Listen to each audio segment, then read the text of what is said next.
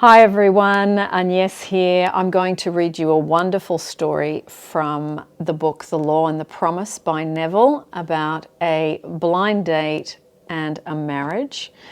And before I do that, for those of you that really love the discussions about specific person and breaking down the mechanics of how to really create that for yourselves, Corey T and I had a discussion about it, and the discussion is up on her channel. I will put the link down below, and those of you that are interested can go and take a look. Now, this is from The Law and the Promise, and it is on page 33, and it is a story that begins like this. Last August, while on a blind date, I met the man I wanted to marry. He was everything I had ever thought of as desirable in a husband. 2 days after this enchanted evening, it was necessary for me to change my place of residence because of my work, and that same week, the mutual friend who had introduced me to this man moved away from the city. I realized that the man I had met probably did not know of my new address, and frankly, I'm not sure he knew my name. After your last lecture, I spoke to you of this situation. Although I had plenty of other dates, I could not forget this one man. Your lecture was based on revising our day, and after speaking to you, I determined to revise my day every day.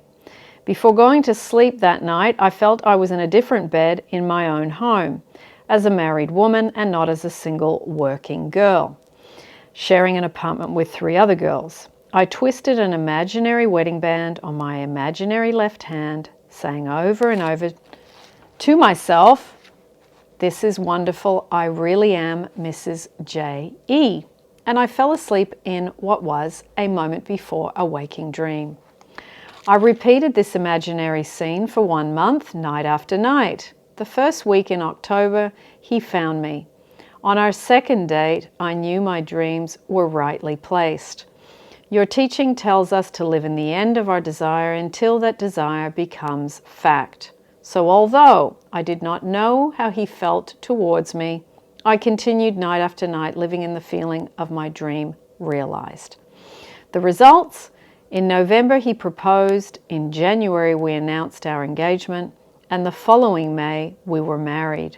The loveliest part of all, however, is that I am happier than I ever dreamed possible, and I know in my heart he is too. Mrs. J.E. Now, Neville's put his little bit at the end here, and he says, by using her imagination radically instead of conservatively, by building her world out of pure dreams of fancy, rather than using images supplied by memory, she brought about the fulfillment of her dream. Common sense would have used images supplied by her memory, and thereby perpetuating the fact of lack in her life. Imagination created what she desired out of the dream of fancy. Everyone must live wholly on the level of imagination, and it must be consciously and deliberately undertaken. If our time of revision be well spent, we need not worry about results. Our fondest hopes will be realized. I love that story because in these days, there was no WhatsApp, there was no mobile phones, there was no easy connection with people other than in person or by telegram. So this is such a beautiful story that none of those things matter. We don't need all these apps and things. We use them and they're wonderful, but you don't need these things to be able to really communicate, connect with the person that we want to be with. You use thought projection and you use revision. So what she did was she didn't focus on how's this going to work, there's all these obstacles, this has happened, that's happened. She focused on the solution.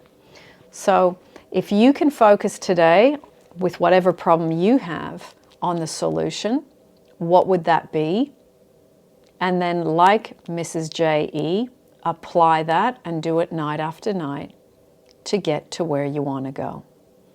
So I will put down below, there's a Neville Goddard playlist. There is also a Neville Nuggets playlist for those of you that don't have as much time, just little bite sizes of Neville.